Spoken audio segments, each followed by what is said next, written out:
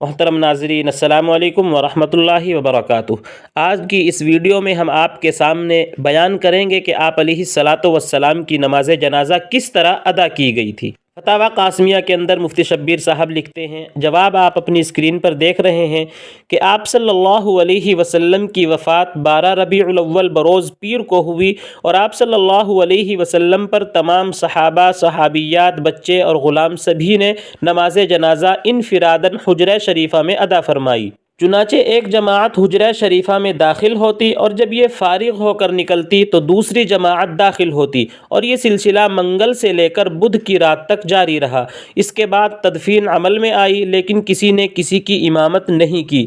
ہاں، البتہ نماز جنازہ اس طرح سے پڑھی گئی کہ پہلے اہل بیت، پھر مہاجرین، پھر انصار، پھر عورتیں، پھر بچے، پھر غلاموں نے نماز جنازہ ادا فرمائی۔ امید ہے آپ سمجھ گئے ہوں گے کہ آپ علیہ الصلاۃ والسلام کی نماز جنازہ کی کسی نے امامت نہیں کی، بلکہ انفراداً حجرہ شریفہ میں جا کر لوگوں نے نماز ادا کی۔ اگر آپ دلچسپی رکھتے ہیں کہ آپ کو اسلامک ویڈیوز پہنچتی رہیں تو ہمارے چینل کو سبسکرائب کر لیں۔